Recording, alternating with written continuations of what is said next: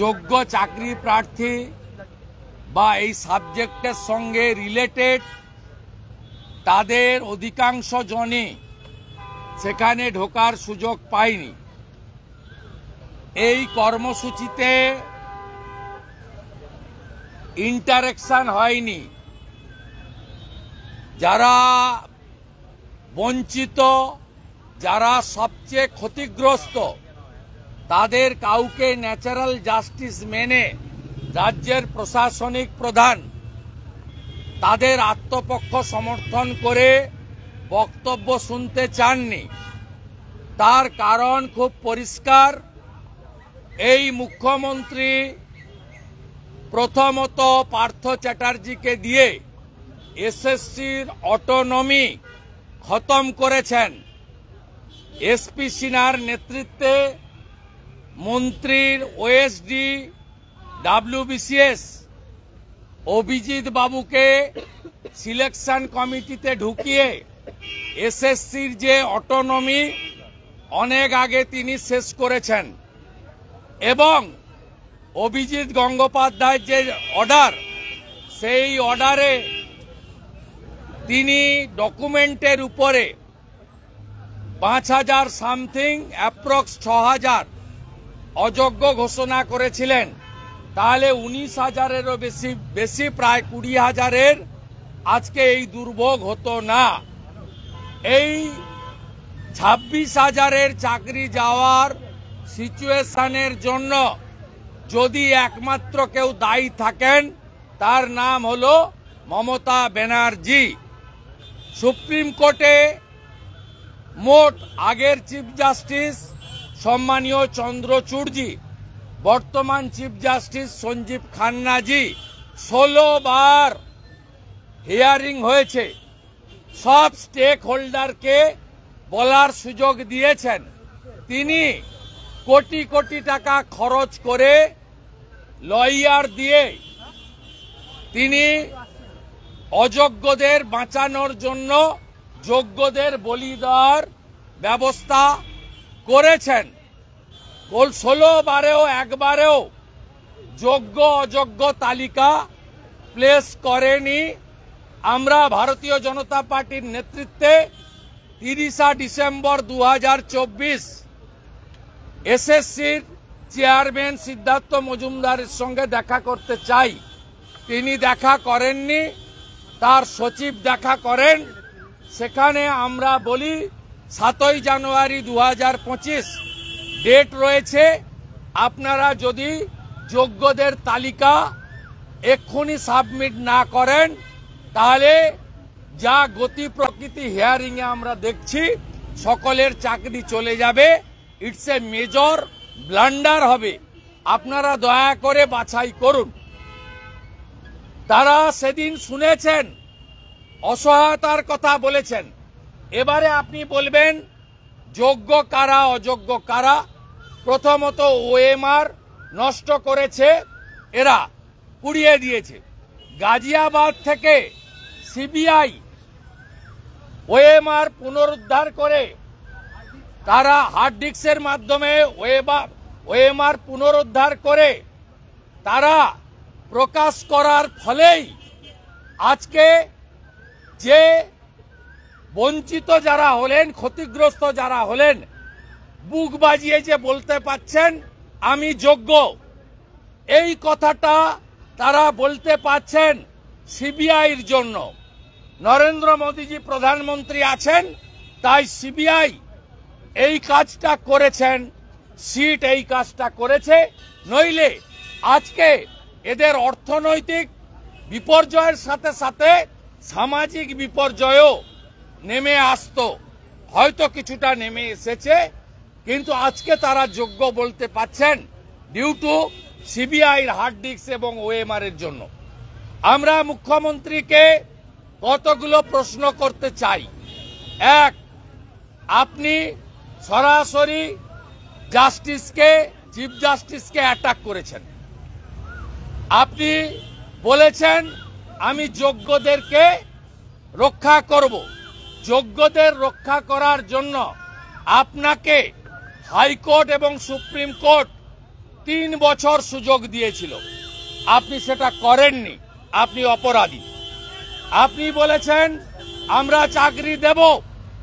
আপনি কি করে 23 লক্ষ পরীক্ষার্থী 16 সালের ক্লিয়ার লেখা আছে যে 16 লক্ষ পরীক্ষার্থী যারা অযোগ্য তাদের এই 7-8 হাজার বাদ দিয়ে অযোগ্য কারা তার তালিকাও নেই। সেক্ষেত্রে বলা হয়েছে ওএমআর টেম্পারিং, প্যানেলের আয়ুর বাইরে নিয়োগ করা, out of panel, rank jump, 4-5টা ক্রাইটেরিয়ায় বলেছে এরা অযোগ্য। সেই সংখ্যাটা 7-8 হাজার 7 হাজার মতো বলছে সবাই, ক্যালকুলেশন করে নাম বলার সুযোগ নেই। এবারে আপনি তাদের বাদ দিয়ে 16 সালে যারা অ্যাপ্লিকেন্ট ছিল 23 লক্ষ তাদেরকেই আপনাকে সুপ্রিম কোর্টের রায় অনুযায়ী পরীক্ষায় বসতে দিতে হবে। তাহলে আপনি কি করে বলছেন? আমি তো বলছি আপনি সিপিএম কে বিকাশ বাবুকে বলেছেন ঠিক আছে তারা উত্তর দেবে, আপনি বিজেপি কে বলেছেন যে আপনারা বিজেপির কথায় বিশ্বাস করবেন না। আমি আবারও অন রেকর্ড আপনাদের বলি, এক গভর্নমেন্টের কাছে সুযোগ আছে, 3 মাসের কোনো সীমাবদ্ধতা নেই। 2, গভর্নমেন্ট রিভিশন পিটিশন ফাইল করেছে আজকে, আমি ওয়েলকাম করছি, কিন্তু টেকনিক্যালি আপনি যেদিন হিয়ারিং এর ডেট হবে যোগ্যর তালিকাটা ফেলে দেন। আপনি বলছেন আমি যোগ্যদের পাস দিয়েছি, যোগ্যরাই ভিতরে গেছে। আমি মুখ্যমন্ত্রীকে বিরোধী দলনেতা হিসেবে আপনার কথার ভিত্তিতে আমি আপনাকে অনুরোধ করি, দাবি করি, আপনি যে রিভিশন পিটিশন করছেন, আজকে এসএসসি করেছে, আপনি সুপ্রিম কোর্টে যোগ্য তালিকাটা ফেলে দেন, তাহলে বাকি অযোগ্য দুধ আর জল আলাদা হয়ে যাবে, তাহলে যোগ্যদের সমস্যা থাকবে না। আমরা এটা আপনার কাছ থেকে আশা করি। আপনি যদি যোগ্যদেরকে তালিকা না দিতে পারেন, সুপ্রিম কোর্ট ভারতবর্ষের সর্বোচ্চ আদালত, সুপ্রিম কোর্টে আপনি যোগ্য তালিকা না দিলে আপনি প্যারা 44, প্যারা 28 ক্লিয়ার বলেছে যে আমরা এখান থেকে বাঁচতে পারলাম না due to non cooperation of the school service commission, West Bengal government. এইটা প্রিন্টেড আছে অর্ডারে। আপনি দ্বিচারিতা করে আজকে কোন বঞ্চিত লোক, তারা তো এই পয়েন্টগুলো বলতে পারত। আপনি নিজে বলেছেন আমি লয়ার, আমি দাবি করব, অনুরোধ করব সুপ্রিম কোর্টে যোগ্যদের হয়ে আপনি প্লি করুন। আপনি ক্যালকাটা বারের মেম্বার, মুখ্যমন্ত্রী, আপনি মুখ্যমন্ত্রীর চেয়ার পদকে সরিয়ে আপনি আজকে বলেছেন আমি অনেক কেস লড়েছি।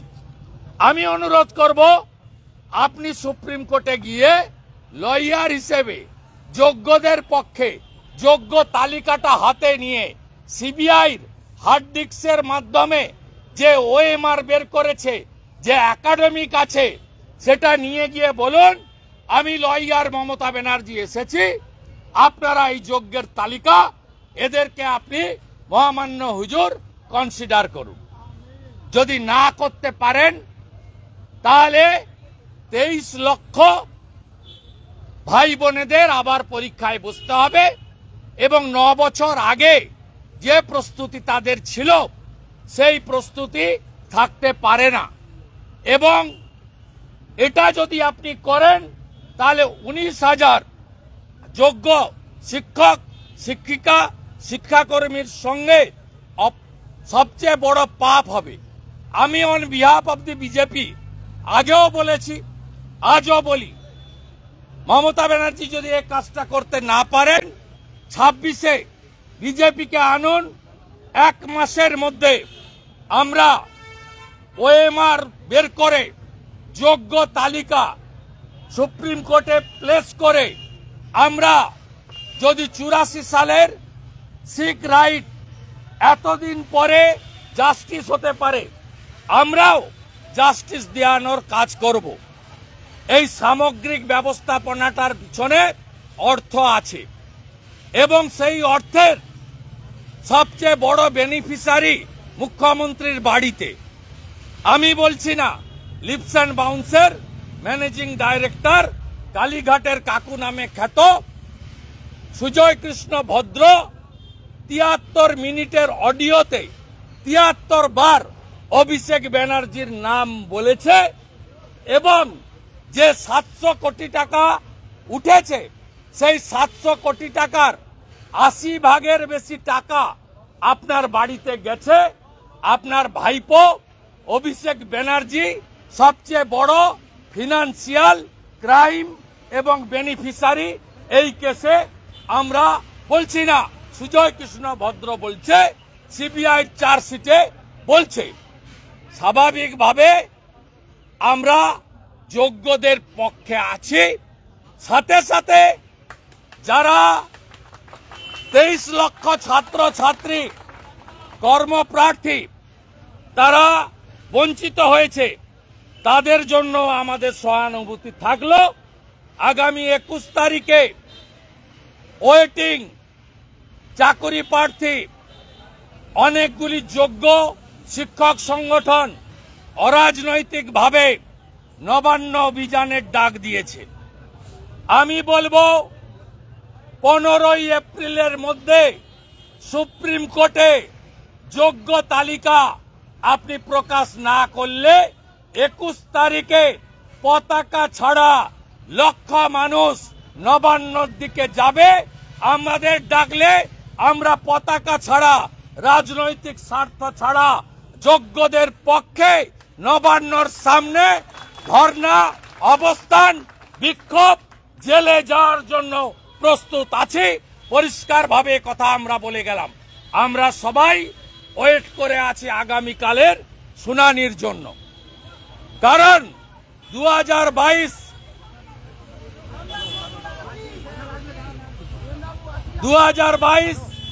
5ই মে আপনারা কি নেতাজি ইন্ডোর থেকে বেরিয়ে এলেন? একদম শক্ত থাকবেন, একদম শক্ত থাকবেন। আপনারা সব যোগ্য, আপনাদের ওএমআর যোগ্য, আমরা আপনাদের সঙ্গে আছি, কোনো সামাজিক সম্মান যায়নি। আমি বলি 2022 5ই মে সুপার নিউমেরারি পোস্ট ক্রিয়েট করে 5836 আপনি যে অতিরিক্ত শূন্য পদ তৈরি করেছিলেন তার মামলা কালকে আছে, শুনানি আছে। আমরা আশা করি 3000 চাকরি বিক্রির জন্য হরিয়ানার প্রাক্তন মুখ্যমন্ত্রী ওম প্রকাশ চৌটালা জেলে গেছে। আর 2022-এর 5ই মে আপনি সহ আপনার যে মন্ত্রীরা ওই রেজুলেশনে সই করেছে তারাও জেলে যাক, জেলে যাক, জেলে যাক। আমরা এটাই চাই। 2022 সাল থেকে একটা নোংরা খেলা শুরু হয়েছিল, কোনটা মুখ আর কোনটা মুখোশ আপনাদের বুঝতে হবে। আজকে মমতা বন্দ্যোপাধ্যায় বলছেন 2022 থেকে একটা নোংরা খেলা শুরু হয়েছিল। উনি হচ্ছেন মুখোশ, মুখ হচ্ছেন উনার ভাইপো, যিনি চাকরি বেচেছেন 150 কেজি ওজনের মোটা পার্থকে দিয়ে, যার কচি বান্ধবীর বাড়ি থেকে 51 কোটি উদ্ধার হয়েছে। Plan A, plan B, plan C সমস্ত কিছু রেডি আছে, সমস্ত রেডি আছে। Plan A, B, C.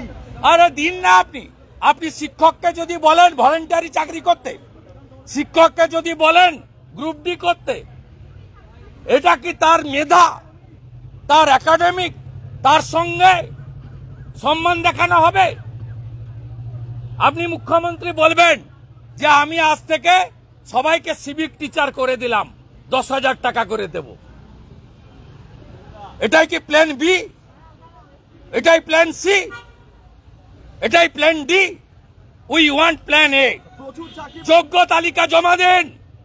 আপনি মমতা ব্যানার্জি নিজে দাবি করেছেন বড় লয়ার, আপনি নিজে সুপ্রিম কোর্টে মুভ করুন, হাতে রাখুন যোগ্য তালিকা।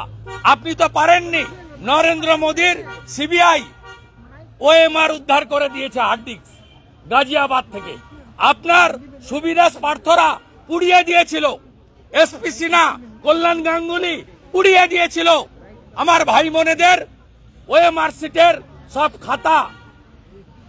নরেন্দ্র মোদীজির সিবিআই না থাকলে আজকে এই ভাই বোনেরা যোগ্য অযোগ্য নিজেরা দাবি করতে পারতো না। ভলেন্টিয়ার সার্ভিস দিন মুখ্যমন্ত্রী।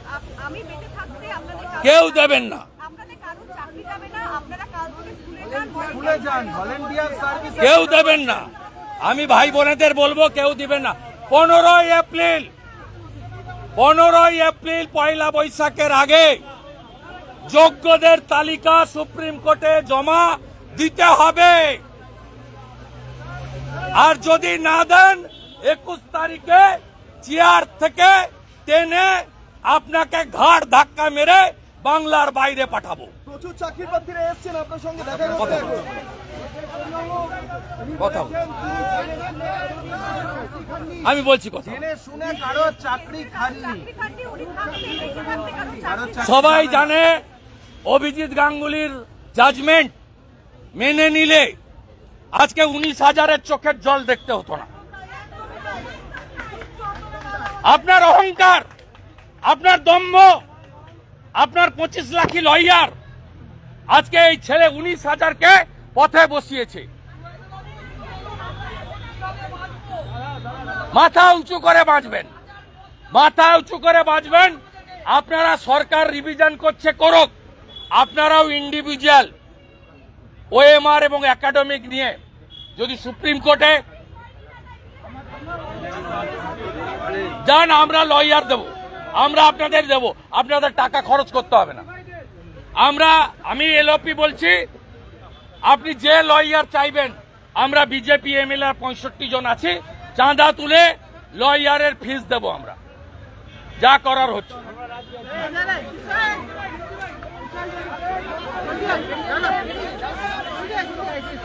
বাবা এখানে আগে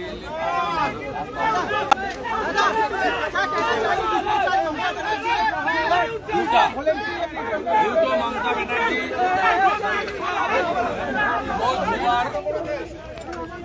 genuine, those who are fake.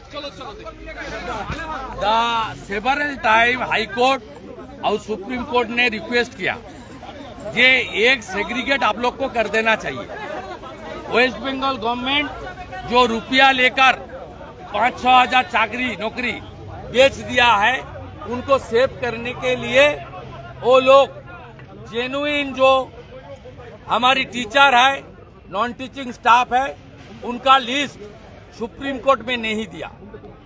X chief justice honourable mister Chandrachud, now sitting chief justice honourable Sanjiv Khanna ji का बेंच में 16 टाइम हियरिंग हुआ। बार बार सुप्रीम कोर्ट बताया कौन जेन्युइन है कौन फेक है, आप इसको सेग्रीगेट करके लिस्ट पेश कर दीजिए। लेकिन जो फर्जी है, जो अपनी रिश्तेदार है, ममता बनर्जी का खुद रिश्तेदार बीरभूम में इस फर्जी अपॉइंटमेंट का हिस्सा है, बहुत रुपया लेकर हुआ है। पार्थ चटर्जी आज भी जेल में है। सुजय कृष्ण भद्र का ऑडियो मैसेज में अभिषेक बनर्जी का नाम आया है।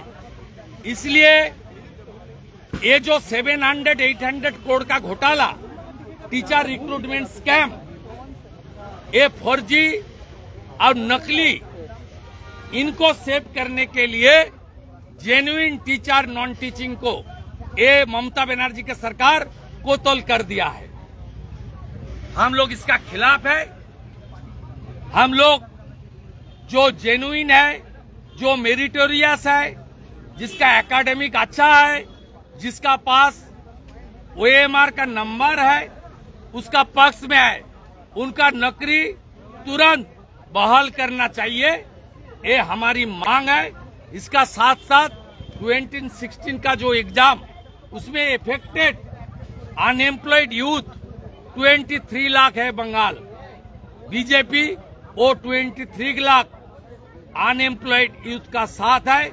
भाजपा सरकार लाइए, हर साल एसएससी होगा, OMR sheet, academic 100 point roster मानते हुए हम लोग हर साल एसएससी का सीट फिलअप करने का काम करूंगा और तुरंत ये जो जेन्युइन लिस्ट है, सुप्रीम कोर्ट में जो रिवीजन पिटीशन फाइल हुआ है आज, उसमें जेन्युइन लिस्ट को भी तुरंत स्टेट गवर्नमेंट की ओर से सबमिट किया जाए, ये हमारी मांग है। 15 अप्रैल का अंदर नहीं करेगा तो कुछ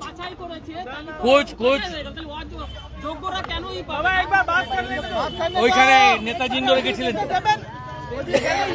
প্রশ্ন করেননি কেন?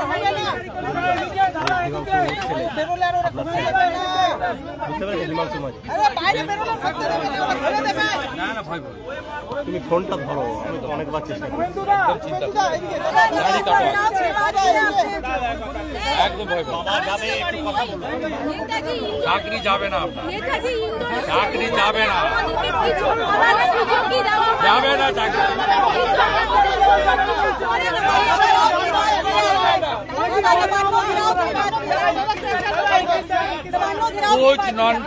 कुछ वेटिंग और कुछ अनएम्प्लॉयड यूथ ऑर्गेनाइजेशन सब मिलके एक पॉलिटिकल प्रोग्राम का ऐलान किया।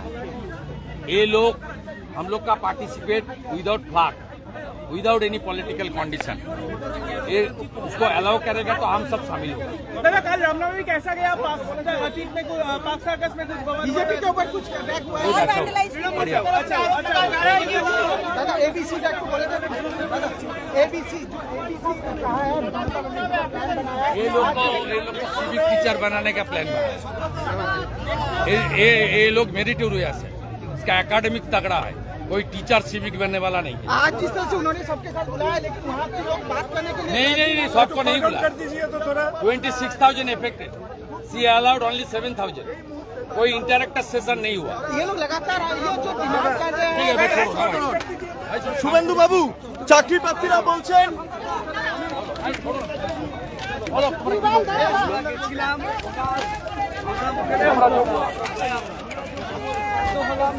আমরা গেলাম, আমরা এই 7,000 যোগ্য মমতা ব্যানার্জি জানলো কি করে? ওটাই তো আমরা বুঝতে পারছি না।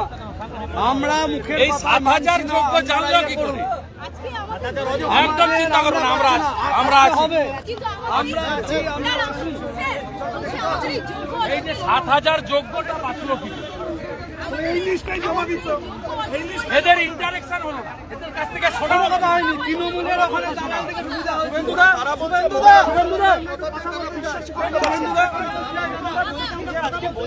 অনেকে আপনার কাছে এই তো সবাই দেখুন না, আমি বলছি এই 7,000 কি করে যোগ্য বলছি, এই যে 7,000 যোগ্য কি করে বলছেন, এদের ইন্টারেকশন হলো না। আপনি প্রথম দিন বললেন 26,000-এ শুনবো, টেন্টেড কারা তো অভিজিৎ গাঙ্গুলি বলে গেছে, সেটা উনি পারেন, ওনার ক্ষমতা আছে, কিন্তু এই টিচারটি সিভিক টিচার হবে না। এর পড়াশোনা আছে, এ অনার্স আছে, এ বিএড আছে, এ এমএ পাস। দাদা আমরা প্রকৃত যোগ্য না, এরা ভলেন্টারি সার্ভিসও দেবে না, এরা সিভিক টিচারও হবে না। আমরা চাইছি আমাদের 11-12 ওই মাসিক পাবলিশ করা হোক, প্রকৃত যোগ্যদের তালিকা দাও, ওই কে অযোগ্য কে অযোগ্য না। আপনারা ইন্ডিভিজুয়াল রিড করুন, আমরা লয়ার দেবো, আমরা আপনাদের যাকে চাইবেন লয়ার দেবো, টাকা লাগবে না। আমরা বিজেপি এমএলএরা বেতন থেকে দেবো, আমরা 1 মাসের বেতন দেবো। আপনাদের ভরসা আছে, আমাদের আমরা আছি, আমরা সম্মানটা ফিরিয়ে দিন। হ্যাঁ একদম, আমরা দেখতে পাচ্ছি না দাদা, আমরা মুখ দেখতে পাচ্ছি না, দেখা পাচ্ছি না, কোথায় আছে দাদা? আমরা রাস্তা দিয়ে যেতে পাচ্ছি না, সবাই আমাদের দিকে দাঁড়াচ্ছে। কাঁদবে না, কাঁদবে না, হারবে না, হারবে না, হারবে না, তুমি হারবে না। যোগ্যতায় চাকরি পেয়ে এসছে, কালি করে পায়নি, কাউকে টাকা দিয়ে পায়নি। শুভেন্দুদা যে পরিস্থিতি, আপনি জল এই পাপে ধ্বংস হবে মমতা ব্যানার্জি। 16 বার হিয়ারিং হয়েছে, আপনি যদি যোগ্য তালিকা দিতেন আজকে এই দৃশ্য দেখতে হতো না বাংলায়। শুভেন্দু বলছে সুপ্রিম কোর্টের কাছ থেকে যোগ্য তালিকা চাইবে, ভরসা করে না, আর সবাই জানে মুখ্যমন্ত্রী মিথ্যাবাদী, তারাই বলছেন মানে বিশ্বাসই করতে পারছি না। বিশ্বাস করে না। একটা লোক বেছে বেছে ঢুকিয়েছে, তারাই বিশ্বাস করে। রাজ্য সরকার তালিকা থেকে সুপ্রিম কোর্ট বিশ্বাস করে না, জিজ্ঞেস করুন। আরে কেউ বিশ্বাস করে না। পরীক্ষা নিলেন ভগবান চিফ মিনিস্টারকে বিশ্বাস করে না। তালিকা থেকে সুপ্রিম কোর্ট টাকা খাবে ওরা, আর তালিকা ধরা পেয়েছে ওরা যদি ইন্ডিভিজুয়াল যায়, আমরা যে লয়ার চাইবে সেই লয়ারের ফি আমরা দেব। যারা চাকরিরত সঠিকভাবে কথা ওরা যদি রিট করে, যাদের ওএমআর আছে এবং যারা যোগ্য, তারা যে লয়ার চাইবে ঠিক করে দেওয়া এবং লয়ার ফিজ আমরা পে করব। এখান থেকে বলছে প্রধানমন্ত্রী হস্তক্ষেপ চাইছে, প্রধানমন্ত্রী হস্তক্ষেপ চাইছে। এখানে ইউনিয়নের রোল কম। শুভেন্দু স্পেসিফিক জানতে চাই, চাকরি হারাদের সঙ্গে আপনারা কিভাবে থাকবেন এবং তাদের আগামী দিনে কি পথ? আমরা থাকবো, আমরা থাকবো, আমরা ওয়ার্কিং। তারা উড়ার কিছু নেই, 3 মাসের কোনো কাটাবো ডেট নেই। কিন্তু মমতা ব্যানার্জি আজ যা বলেছে করতে হবে। উনি সুপ্রিম কোর্টে রিভিশন পিটিশন করেছেন, উনাকে যোগ্য তালিকা সুপ্রিম কোর্টে জমা করতে হবে। পরিষ্কার ডিমান্ড, যোগ্য তালিকা আপনাকে দিতে হবে, নইলে 21শে এপ্রিল নবান্নতে দেখা হবে। আপনি যাবেন নবান্ন? আপনি যাবেন নবান্ন? এরাদের যদি আপত্তি না থাকে আমি যাবো। আপনাদের আপত্তি আছে?